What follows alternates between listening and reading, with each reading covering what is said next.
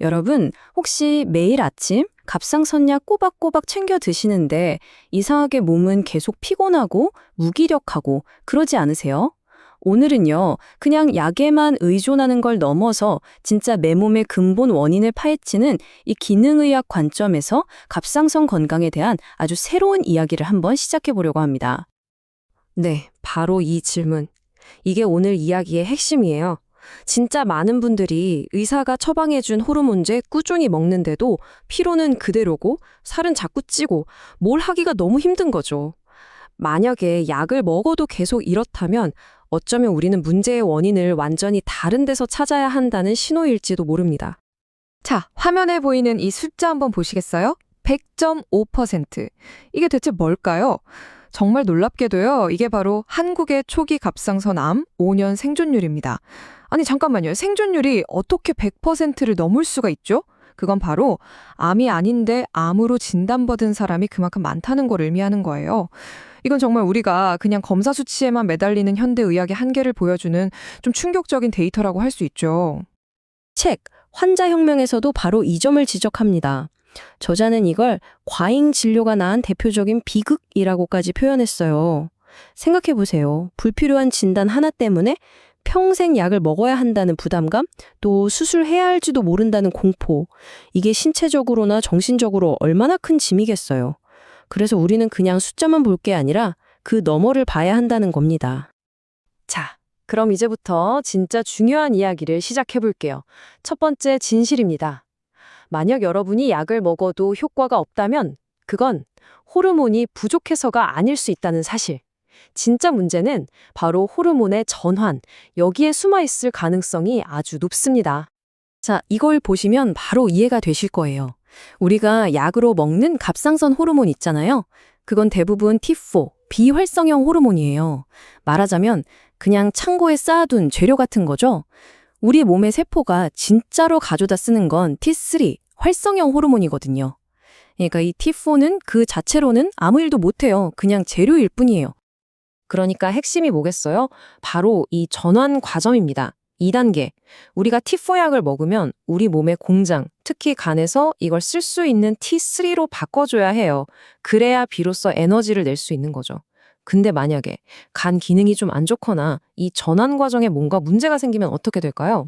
아무리 약을 많이 먹어도 재료만 잔뜩 쌓아두는 꼴이죠. 몸은 계속 피곤할 수밖에 없는 겁니다. 자, 그럼 두 번째 진실로 넘어가 볼까요?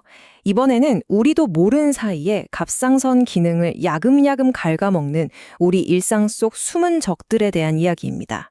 네, 맞아요. 우리가 매일 먹는 음식, 마시는 물 안에 그 범인이 있을지도 모릅니다.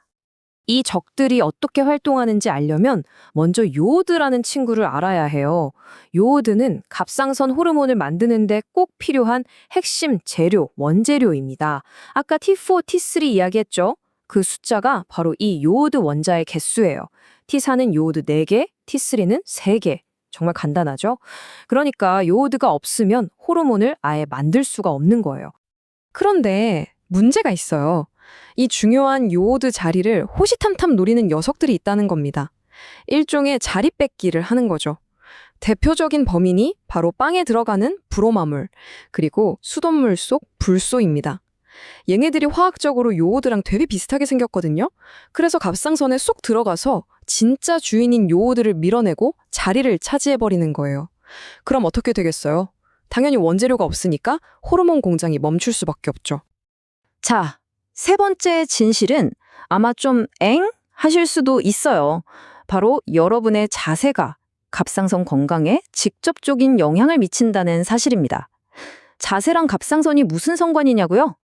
혹시 평소에 거북목 때문에 목 아프다, 어깨 아프다 이런 걱정만 하셨나요? 근데 이게 그냥 근육통 문제가 아니에요. 이 구부정한 자세가 갑상선으로 가는 아주 중요한 신경의 흐름을 꽉 막아버릴 수 있다는 거예요. 몸의 통신망이 끊기는 거죠. 이런 구조적인 문제가 호르몬을 만드는 기관의 기능까지 떨어뜨릴 수 있다는 거. 이게 바로 우리 몸이 다 연결된 하나의 유기체라는 가장 확실한 증거입니다. 자, 지금까지 좀 답답한 이야기들을 했죠? 문제점만 계속 봤으니까요. 그럼 해결책은 도대체 어디에 있을까요? 병원에만 있는 걸까요? 아니에요. 정말 놀랍게도 가장 강력한 해결책은 바로 여러분의 주방, 그리고 매일의 생활 습관 안에 있습니다. 원칙은 정말 간단해요. 여기 표를 한번 보세요. 복잡하게 생각할 거 없어요. 우리 몸에 힘을 주는 좋은 음식, 그러니까 영양가 높은 자연식품을 먹고 반대로 우리 몸을 병들게 하는 음식, 가공식품이나 설탕, 밀가루 같은 것들을 피하는 거예요. 내 몸에 좋은 연료를 넣어주는 것, 이게 모든 회복의 첫걸음입니다. 조금만 더 구체적으로 들어가 볼까요? 갑상선이 제 기능을 하려면 꼭 필요한 영양소들이 있어요. 특히 여기서 주목해야 할 게 바로 셀레늄입니다. 혹시 기억나세요? 아까 T4를 T3로 바꾸는 전환이 진짜 중요하다고 했잖아요. 바로 그 전환을 도와주는 열쇠가 이 셀레늄이에요. 그리고 그 전환이 일어나는 공장이 어디라고 했죠? 간이죠. 그러니까 간 기능을 도와주는 것도 정말 중요한 근본적인 해결책이 되는 겁니다. 반대로 이건 정말 피해야 한다 하는 것들도 확실히 알아둬야 합니다. 설탕, 밀가루, 튀김 이런 음식들은 갑상선 기능을 그냥 뚝뚝 떨어뜨리는 주범들이에요. 특히 이거 정말 많이 하시는데 커피에 설탕 넣어서 마시는 습관 이건 정말 최악의 조합 중 하나고요. 술은 말할 것도 없이 갑상선에 직접적인 독입니다.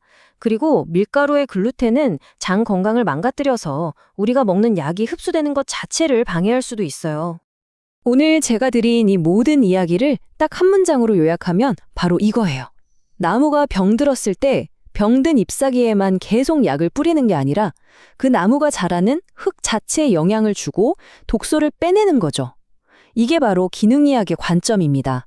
눈에 보이는 증상이 아니라 그 뿌리가 되는 원인을 찾아서 몸 전체의 균형을 바로잡는 것. 바로 이겁니다. 그리고 이건 결국 갑상선 문제가 그냥 목에 있는 작은 기관 하나만의 문제가 아니라는 뜻이기도 해요. 우리 몸은요, 모든 게 촘촘하게 연결된 하나의 시스템, 하나의 유기체입니다. 간, 장, 심지어 내 자세 하나까지 모든 게 갑상선 건강에 영향을 주고받는다는 거죠. 나무 하나하나가 아니라 숲 전체를 보는 것, 바로 여기서부터 진짜 회복이 시작될 수 있습니다. 자, 이제 여러분의 몸이 보내는 소리에 한번 귀를 기울여 보세요. 약을 먹어도 계속 피곤하고 힘든 그 느낌, 어쩌면 그게 나 좀 살려줘 하고 외치는 내 몸의 간절한 신호일지도 몰라요. 오늘 여러분의 갑상선은 여러분에게 어떤 이야기를 하고 있나요? 그 이야기에 귀를 기울이는 바로 그 순간부터 여러분의 진짜 건강혁명이 시작되는 겁니다.